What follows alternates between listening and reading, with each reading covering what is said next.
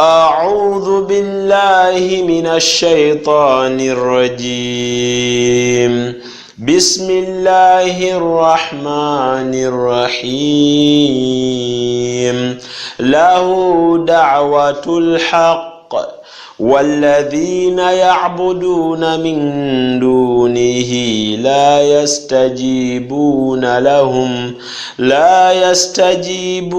لهم بشيء إلا كباسط كفيه إلى الماء ليبلغ فاه وما هو ببالغه وما دعاء الكافرين إلا في ضلال. أعوذ بالله من الشيطان الرجيم. بسم الله الرحمن الرحيم. الحمد لله رب العالمين. السلام عليكم ورحمة الله وبركاته. Munange yenna alijoli ngoli mukundaba wano ku support izamu in Uganda era obango oli mukumpulira barakallahu fik jazakallahu khaira. Wabula lunaku lwalero kyetugenda okwogerako abantu bonna abalina bibasamiramu. Buli muntu yenna alina kyosamiriramu ng'olina kyokyawa ekitiibwa nobeera nti nno okisinza, nobeera nti nno okisaba obuyambi, nobeera nti nno okyegayirira, nobeera nti nno okitya tekikutuusaako bulabe ng'ate waliyo eyakutonda. Nkujjirayo aya ya Qur'ani eno ngeri mu surati Ra'd. Allah subhanahu wa ta'ala yagamba lahu da'watul haqq. Okukowoola oba okusaba okw'amazima kulina kuba kwa Allah subhanahu wa ta'ala, oba kukwe si kulina bubeezi wabula kukwe kwani kwa Allah subhanahu wa ta'ala. Okusaba nti ntaasa nzija mu buzibu, nkwegayiridde yantonda oba nkwegayiridde jangu nzijirewo obuzibu, si kwa jjajja muwanga, si kwa Yesu, si kwa Bikira Maria, si kwa Mwoyo Mutuukirivu, si kwa mwana, si kwa jjajja, si kwa muzzukulu, si kwa balongo, si kwa ddungu, si kwani wabula kwa Allah subhanahu wa ta'ala. Lahu da'watul haqq. Okukowoola okwaddala kulina kubanga kuddizibwa eri Allah subhanahu wa ta'ala jalla jalaluhu. والذين يعبدون من دونه لا يستجيبون لهم بشيء إلا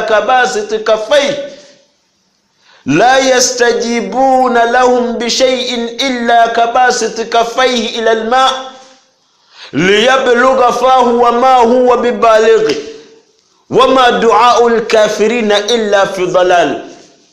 الله يونغرا نagamba nti no walladhina ya'buduna min dunihi, nabo bonna bakowoola. Manya n'ebyo byonna bye bakowoola abantu bano bye bakowoola min dunihi nga bamaze okuba nti no bafiisa Allah ne bamugjawo, oba n'asigala nga bamanyi nti waali naye nga kitiiru naye kino bagamba nti n'ebino byaffe bya kika,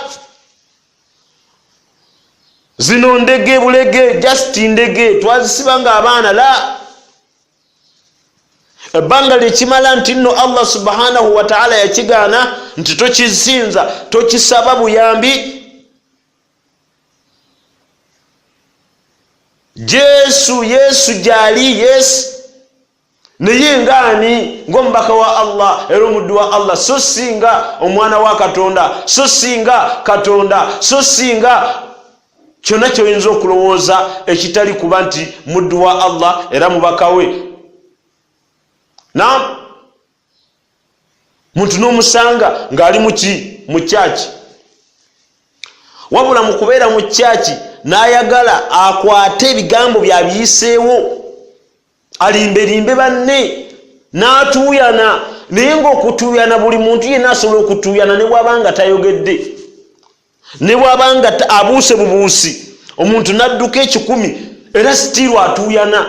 Naye olw'okuba omuntu atuuyanye olw'ebigambo byagize ng'ayogera n'otandika okulowooza nti Mwoyo Mutukuvu yakoze ki? Yamukutte. Sajja omusanga ng'ali mu wokyaki n'atandika Ai Yesu nkusaba jontase olunaku olwaleero nkwegayiridde mukama Katonda Yesu Kristo omwana we mu Nazareti eyattaasa Abayisirayiri jangu otutaase olwaleero tujjirewo obwavu twagala obutwale twagala obusansabule twambala buli kyambalo kyonna tugenda kusinsimula emizimu tugenda kugoba naye nga kiki okuleekaana kuno kukukuleetera okutuyano so si kugamba nti Mwoyo Mutukuvu yabazze. Haleluya. Buli omu akuba engalo ez'amaanyi zekobere Mukama Katonda mukobere engalo. Yesu Kristo ayingirawo kati Mukama Katonda ne Yesu Kristo tebalina njawulo. Omwana wa Katonda omulamu era tukulinze olunaku olwaleero obwavu twagala obugende ogw'obujjewo buli alina ekizibu kiteekeko obuteesi mwongo. Yaha ekituufu kiri nti okuleekaana si kwe kusaba. Okuleekaana okuba enduulu si kwe kusaba. Obeera ng'agamba nti ne gw'osaba muzibe talina matu gawulira tesobola kuba nti akuwulira ng'oyogedde mpola. Okubeera nti nooleekaana kuno kikikutuyanya so si kuba nti Mwoyo Mutukuvu simanya Katonda w'omu Nazareti agenda okutaasa ab'e Nazareti yagenda okubeera nga kuyamba la. Kanatuuka n'akyusa olulimi mwe abaliwo mukongole ki mukankane naye ng'olulimi lwayogera baluyita luhurdu. Olulimi olwo abantu abasinga okusoma ebintu by'amasitaani balwana nnyo okulaba nti bayiga olulimi luno okusobola okubuzaabuza abeera amuwuliriza n'abantu abakubi b'ebitabo abeeyita mbu basiraamu neyefuula nti musiraamu naakuba kiki ekitabo akiwandika akiva eno akwata Qur'an n'agiwandika ng'agiva eno abonna bonna temuli. Ne bw'aba ayambala amajjubba ng'alina sugide eringanga obutunda omanyikana akatunda kuno Obuganda obukaluba ne bw'abeera ng'alina sugide efaanana etya naye nga mukubi wa kitabo Qur'an agiwandikisa musaayi n'akwata omusaayi gwa hifdh n'agitandika ogiwandikisa abantu n'ababuzaabuza n'abalimbalimba nti Mukama Katonda gwali mukukolera kumba ali ku majjini ge. Embeera y'okukyusakyusa ennimi ezo n'akwata olulimi olutali nayo n'akwata oluhurdu n'atandika okwogera aramazongolobo arababasisi ayi Mukama bw'aleeta Oluganda bw'ateekamu buli omu yenna n'akola ki n'asamala. Kati okusasamaza kw'abantu ne bwe tukuba ngoma ne tugireeta ne tugikanga ne tugikubira mu kutu naawe era ojja kukankana naye amuteerako emizindaalo gyonna ne gibeetoolola n'atandika ayi Yesu olwaleero Mukama agenda kututaasa agenda kutuyimbirira era olwaleero nze njogeza Mukama Katonda yali mu kunjogereramu sinze njogera buli ayagala njagala okwata kimu kya 10 kiteekewo Mukama Katonda akwongereremu. Waayi ekituufu mukyogere era mukigamba abantu nti mazima ddala eddiini mu maaso ga Allah busiraamu nga n'obusiraamu kwe kwewaayo n'obeera ng'oggulawo omutima gwo obeere nga oweereza oyo eyakutonda so si kwagala kufuna byanfuna. Allah agambye lahu da'watul haqq okukowoola okw'amazima kukwe walladhina ya'buduna min dunihi n'ebyo byonna byonna bye bakowoola ebitali Allah mutugasse Yesu mama we Mary ani amayinja amasabo biki byonna byonna tubizingiddeawo abakubi b'ebitabo abeeyita nti basiraamu ebyo byonna tubizingiddeawo ne tugamba walladhina ya'buduna min dunihi bajajja mukasa be basaba abatali Allah la yastajibuna lahum bishay'in tebalina kintu kye basobola kubaanukula. Allah agamba tebalina kintu kyonna kye basobola kubaanukula. Ne bw'oyita muwange emirundi 8 ne bw'oyita ddungu emirundi 10 ne bw'oyita embira ne bw'oyita ensimbi eŋŋanda ne bw'okwata ki n'okyegayirira la yastajibuna lahum bishay'in tekirina kikisobola kukwanukula. Byonna biba bikutuuseko Allah yaba abigeze n'olowooza nti jjajja muwanga yakuwadde abadan. La yastajibuna lahum bishay'in illa kabasit kafai. Allah yakuba ekifaananyi ku bintu bino bye musaba ebitali Allah abantu bonna ababisaba ebitali Allah nabeeranga agamba nti nno illa kabasiti kafaihi ila alma liyabluga fahu wama huwa bibalege kiringanganga bwolaba omuntu okujjanga enjala yalhas ennyonta emutta n'atuuka ku nnyanja oba ku mazzi nabeera nti nno illa kabasiti kafaihi omuntu ajja n'akola bukozi ati amazzi illa kabasiti kafaihi ila alma wano yakozesa ila alma wabula n'atakozesa filma nti kiringa ng'omuntu okujja n'aleeta omukono gwe ng'ennyonta emuluma n'agutunuza butunuza mu mazzi n'agutunuzayo butunuza wali ennyanja weeri oba amazzi we gali ennyonta emutta n'ateekayo buteesa ati mukono ati si munda mu mazzi wabula wabweru n'ateekayo bw'ati liyabluga fahu nga kyayagala mu kutongayo kw'amazzi kugasongera agamba nti gaveeyo gajje gagende mu kamwa ke.